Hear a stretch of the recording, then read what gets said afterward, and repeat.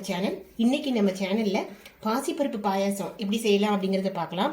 அதுக்கு நான் பாத்தீங்கன்னா இந்த சின்ன கிளாஸ்ல ஒரு கிளாஸ் பாசிப்பருப்பு எடுத்து வச்சிருக்கேன். பாசிப்பருப்பை லேசா வறுத்து எடுத்து வச்சிருக்கேன். லைட்டா வறுத்து அந்த ராஸ்மெல் போகணும் வறுத்து எடுத்து வச்சிருக்கிறேன். அதுக்கு வெல்லம் பாத்தீங்கன்னா இதே டம்ளர்ல 2 டம்ளர் ஃபுல்லா 2 டம்ளர் வெல்லம் எடுத்துருக்கிறேன். வெல்லம் பொடிச்சு எடுத்து வச்சிருக்கிறேன். அதை தவிர முந்திரி பருப்பு, திராட்சை, ஏலக்காய் பொடி ஒரு டீஸ்பூன் எடுத்து வச்சிருக்கிறேன். இதுதான் இதுக்கு தேவையான பொருட்கள். இதுக்கு பாத்தீங்கன்னா இந்த பாசிப்பருப்பை நல்லா வாஷ் பண்ணிட்டு இதே டம்ளர்ல ஒரு 2.5 டம்ளர் தண்ணி வச்சு நல்லா குழைவா வேக வச்சு எடுத்து வச்சுக்கிடணும். குக்கர்ல இன்னொரு பாத்திரத்துல இந்த பாசிப்பருப்பை சேர்த்து 2.5 பங்கு தண்ணி விட்டு ஒரு 6 விசில் விட்டு நான் ஆஃப் பண்ணி வச்சிருக்கிறேன். இந்த ஸ்டீம் அடங்குறதுக்குள்ள நம்ம இந்த வெள்ளத்தை கரைச்சி எடுத்துக்கலாம். ஸோ பாத்தீங்கன்னா இதுல நான் எந்த டம்ளர்ல எடுத்திருந்தனோ அந்த டம்ளர்ல 2 பங்கு வெள்ளம் எடுத்திருக்கிறேன். இது கொஞ்சம் தித்திப்பு எங்களுக்கு நிறைய வேணும் அப்படிங்கறதுக்காக எடுத்திருக்கிறேன். நீங்க கொஞ்சம் குறைவா வேணும் அப்படின்னு நினைச்சீங்கன்னா நீங்க இன்னும் கொஞ்சம் குறைச்சி போட்டுக்கலாம். ஸோ இந்த டம்ளர்ல பாத்தீங்கன்னா நம்ம ஒரு டம்ளர் பாசிப்பருப்பு எடுத்திருந்தோம். அதுல ஒரு கிளாஸ் பாத்தீங்கன்னா நான் தண்ணி சேர்க்கிறேன். தண்ணி சேர்த்து இது இப்ப நம்ம வெள்ளத்தை கரைச்சி எடுத்துக்கலாம். பாசிப்பருப்பை நல்ல குழைச்சி வேக வச்சு எடுத்து வச்சுட்டேன். இதுல வெல்லம் பதெல்லாம் வேண்டாம், அதாவது ஜஸ்ட் கரையதான் வேணும். நம்மளுக்கு மண் இருக்கா அப்படிங்கறதுக்காக தான் நம்ம கரைக்கிறோம். இப்போ இதை அடுப்புல வச்சு நம்ம இதை ஃபில்டர் பண்ணி ஊற்றிடலாம்.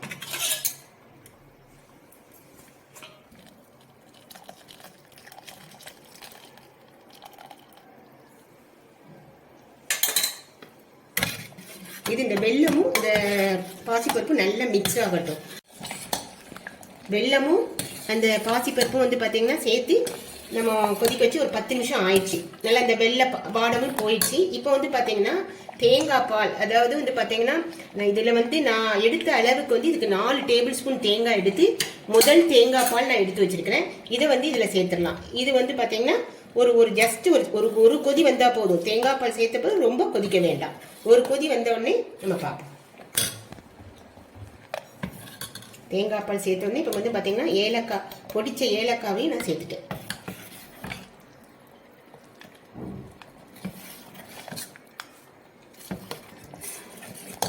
இப்போ தேங்காய் பால் சேர்த்து ஒரு கொதி வந்துச்சு.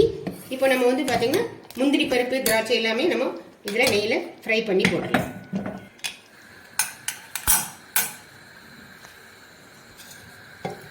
ஒரு 2 டேபிள் ஸ்பூன் நெய் சேர்த்துக்கிறேன்.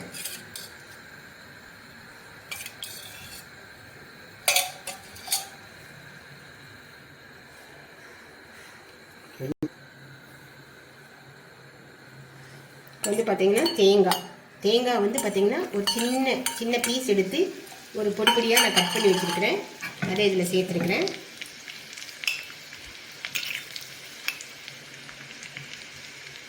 தேங்காய், முந்திரி பருப்பு சேர்த்துட்டேன். இப்போ அடுத்து பாத்தீங்கன்னா திராட்சையும் சேர்த்துடலாம். சேர்த்துட்டு கொஞ்சம் தேங்காய் லேசா செவக்கட்டும். செவந்த உடனே நம்ம இந்த பாயசத்துல சேர்த்துடலாம். பாத்தீங்கன்னா தேங்காய் நல்லா செவந்துட்டு இப்போ நம்ம இதை பாயசத்துல சேர்த்துடலாம்.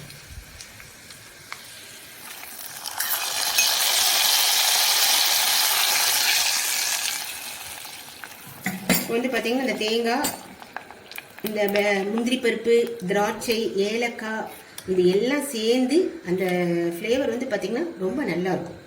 நீங்களும் இது செஞ்சு பாருங்க. டேஸ்டான நல்ல பாசிப்பருப்பு பாயாசம் நமக்கு ரெடி ஆயிடுச்சு நெய்வேத்தியத்துக்கு.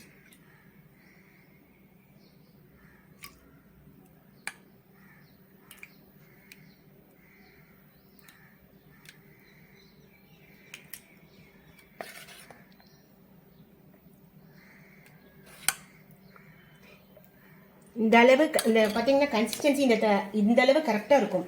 பாசிப்பருப்போட தன்மையே பாத்தீங்கன்னா இருக்க ரொம்ப கட்டிப்பட்டுரும். அதனால இந்த அளவு பாத்தீங்கன்னா நல்ல பெர்ஃபெக்டா இருக்கும். நீங்களும் இதை உங்க வீட்டில் செஞ்சு பார்த்து உங்களுடைய கமெண்ட்டை எங்களுக்கு தெரிவிங்க.